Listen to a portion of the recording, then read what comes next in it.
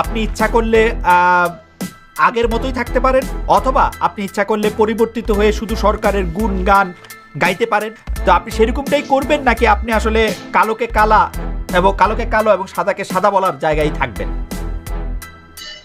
হ্যাঁ, দেখুন, আমি দর্শকদের উদ্দেশ্য বলতে চাই, যুবলীগ যে আমি করি এটা কিন্তু এমন না যে আমাকে বেতন দেয়া হবে বা এখান থেকে আমি ইনকাম করব, এরকম কিছু না। এটা কিন্তু আমার পেশা না। কিন্তু দেখ, এইখানে সাদা কালো যে বলার বিষয়টা, এটা যুবলীগের সাথে সম্পৃক্ত না, এটা আমার রক্তের মধ্যেই আছে।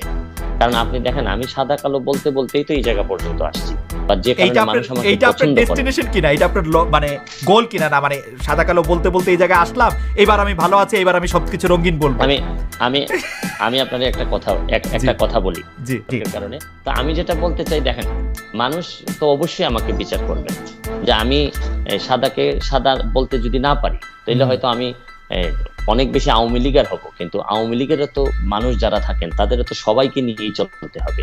তো আমি চাই যে আপনারা আমার জন্য, যারা দর্শকরা আছেন, তারা আমার জন্য দোয়া করবেন। যে মানুষ তো যে কোনো সময় নষ্ট হয়েই যেতে পারে, যে কোনো পরিস্থিতিতে মানুষ বিভিন্ন কারণে হয়ে যেতে পারে। আমি দোয়া চাই আপনাদের সবার কাছে, আমি এটার উত্তর দিতে চাই। দেখুন, আমার ইচ্ছা হচ্ছে গিয়ে যে আমি মানুষের সেবা করতে চাই, মানুষের জন্য যতটুকু পারি কাজ করতে চাই। এটা আমার ডেস্টিনেশন। করার জন্য যদি জার্নিতে কোথাও থামতে হয়, যদি আমাকে কেউ বা আমার জনগণ বা আমার মানুষ যদি, বা আমার নেতৃত্বে যারা আছেন, তারা যদি মনে করেন যে আমি এটার জন্য ফিট, তাহলে আমি বলছি না যে এটা হওয়া কোনো অপরাধ।